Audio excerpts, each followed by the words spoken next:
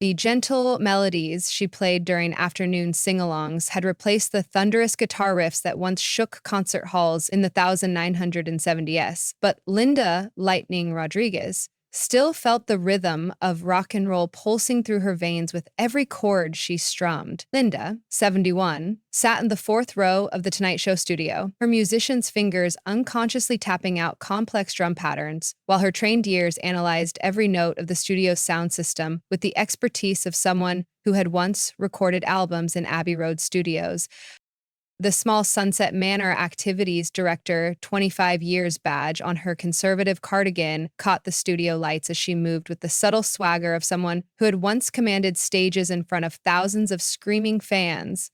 To the elderly residents whose daily activities Linda had coordinated for 2.5 decades, she was just another caring staff member who somehow always knew the perfect songs for sing-alongs and had an unusual ability to get even the most reluctant participants excited about music programs.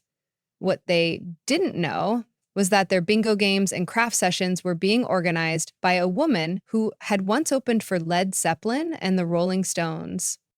What Linda didn't know was that her story had been quietly circulating among classic rock enthusiasts after someone had posted a vintage photo comparing Lightning Rodriguez, lead guitarist of Midnight Thunder, 1974, with a recent image of the activities director at Sunset Manor. The post had gone viral among music historians who remembered the all-female rock band that had briefly captured the industry's attention before disappearing from the music scene as suddenly as they'd appeared. Linda's story had begun in the rebellious spirit of 1970 S-rock music, when young musicians believed they could change the world through the power of electric guitars and revolutionary lyrics. Born in East LA to Mexican immigrant parents who ran a small restaurant, Linda had shown exceptional musical talent from childhood, able to play complex guitar pieces by ear and write original songs that captured the anger and hope of her generation. After forming Midnight Thunder with 3 other young women in 1972, Linda had spent 5 years living the rock and roll dream that few musicians ever experienced. The band had developed a unique sound that combined Linda's intricate guitar work with powerful vocals and lyrics that addressed women's liberation, social justice, and the struggles of working-class families. Their debut album, Electric Storm, had reached 23 on the Billboard charts, and they'd toured extensively, sharing stages with some of the biggest names in rock history. Linda's guitar playing had been praised by critics as technically brilliant, with an emotional depth that separated her from typical rock showmanship. Music magazines had called her one of the most underrated guitarists of her generation, and several legendary musicians had publicly acknowledged her influence on their own playing. For a brief moment in the mid-1970s, it had seemed like Midnight Thunder was on the verge of becoming one of rock's defining bands. But the music industry of the 1970s had proven brutally difficult for women, especially women who wrote their own material and refused to conform to record executives' expectations of how female musicians should look and behave. Despite critical acclaim and a devoted fan base, Midnight Thunder had struggled with label support, radio play, and the constant pressure to compromise their artistic vision for commercial success. When their second album failed to achieve the sales numbers their label demanded, they'd been dropped and found themselves unable to secure new recording contracts.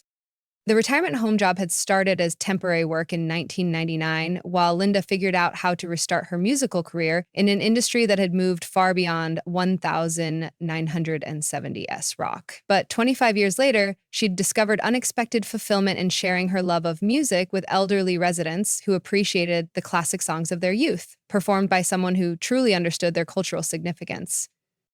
The Tonight Show tickets had been a surprise retirement gift from the Sunset Manor residents, who had pooled their Social Security money to honor the woman who had made their golden years more joyful through music programs that somehow always featured exactly the right songs, performed with professional-level skill.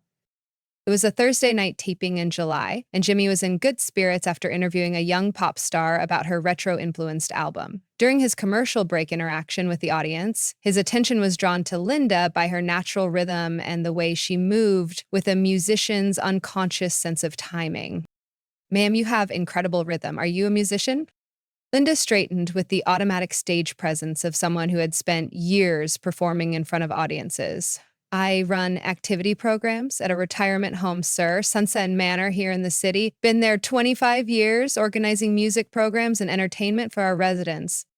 A warm murmur went through the nearby audience members. Working with elderly residents was noble service that required patience and creativity, and 25 years of such dedication deserved recognition. 25 years of music programs, you must have quite a repertoire of songs for your residents. Linda's face lit up with genuine enthusiasm for music. Oh, yes. Our residents lived through the golden age of American popular music. Big band, early rock and roll, folk, Motown. I try to create programs that honor the music that defined their youth, help them remember the songs that were playing during their most important life moments. You talk about music like someone with serious musical knowledge. Do you have formal training? Well, I used to perform professionally before I started working at Sunset Manor, different kind of music than what we do for the residents. But music is music. It's about connecting with your audience and creating emotional experiences. Jimmy noticed something in Linda's language, a sophisticated understanding of performance and audience connection that suggested significant musical experience. What kind of music did you perform professionally? Linda paused, as if deciding how much of her rock and roll past to reveal in such a mainstream setting. Rock music, actually. I played guitar in a band in the 1970s. We toured, recorded albums, played some pretty big venues. The mention of professional rock performance caught the audience's attention. The 1970s had been the golden age of rock music, and professional touring musicians from that era were living legends. You played rock music in the 70s. What was your band called? Midnight Thunder. I was the lead guitarist. We played classic rock, some blues influences, original material that dealt with social issues and women's experiences. Jimmy's curiosity was immediately piqued. The 1970s rock scene was legendary, and someone who had been a professional musician during that era represented a direct connection to music history. Jimmy made a decision that would change everything. Linda, professional rock music in the 70s is serious musical history. Would you mind coming down here and telling us about your band? Linda looked uncertain. Oh, I don't think people want to hear about old rock stories. That scene was so long ago, and most people wouldn't remember Midnight Thunder. Trust me, people definitely want to hear about 70s rock. Come on down. As Linda made her way to the stage with the confident stride of someone who had once walked onto stages in front of thousands of fans, her bearing transformed completely. The magnetic presence of someone who had once commanded audiences through the power of rock and roll. When she reached the stage, Jimmy guided her to a comfortable chair.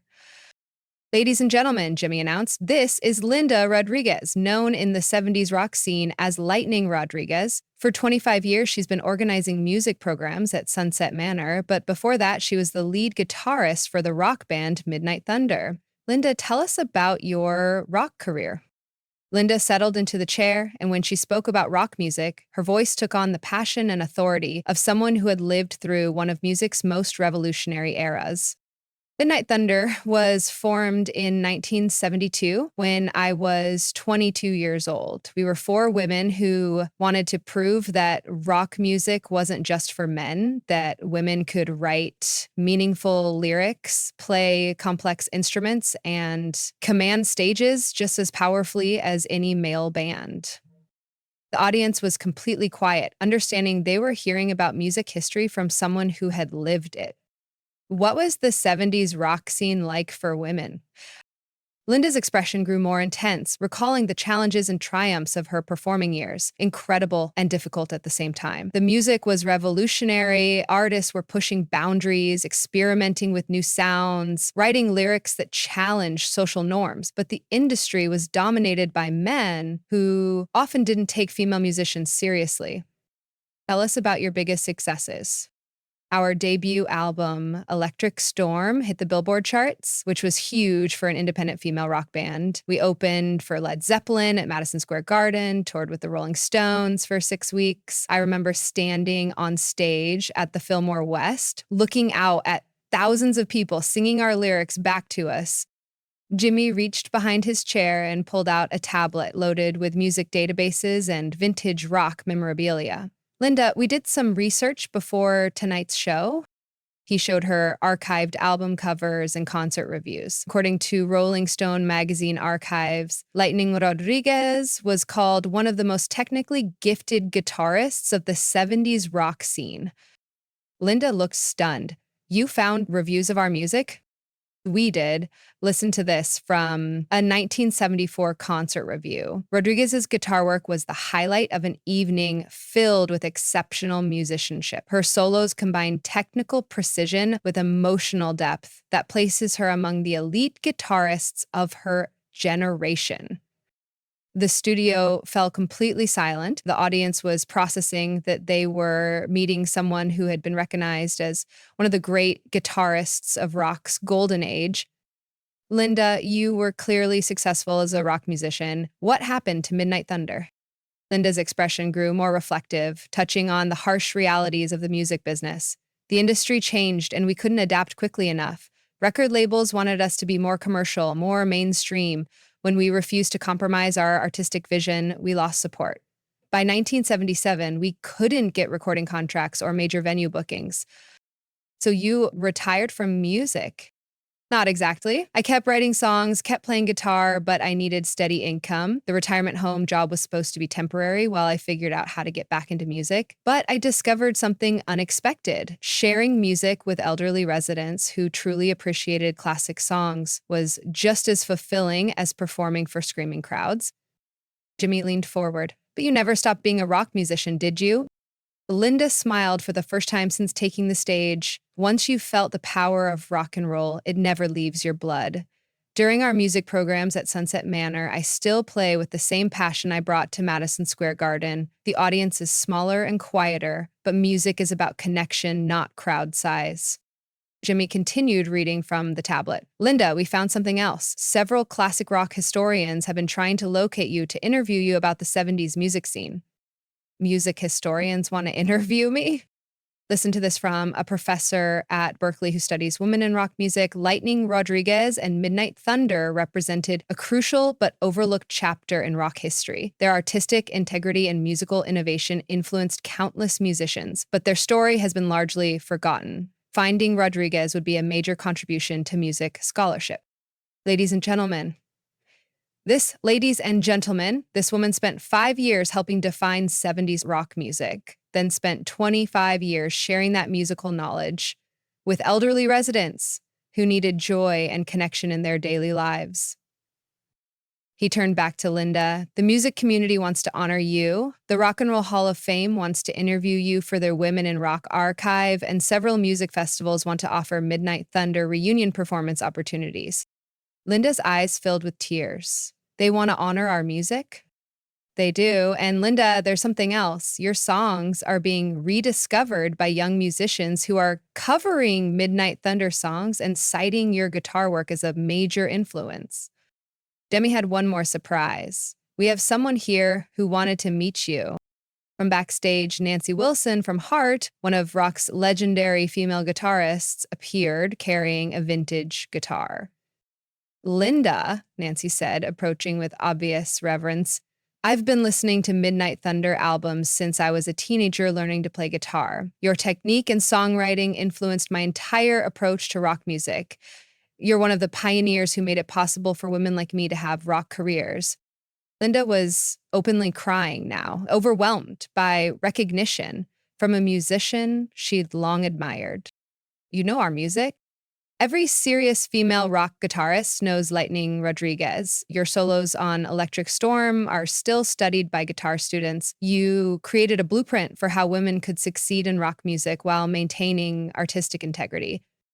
But Jimmy had one more surprise. Linda, we managed to get that guitar up here. Would you consider playing something from the Midnight Thunder catalog? A vintage 1974 Gibson Les Paul was brought onto the stage. The same model guitar Linda had played during her touring years. She approached it with reverence, running her hands over the strings with the tenderness of someone greeting an old friend. This feels like coming home, Linda said, settling the guitar into position with the perfect posture of professional training. What would you like to play? Jimmy asked. This was our biggest hit, Thunder Road. It's about following your dreams, even when the path isn't clear.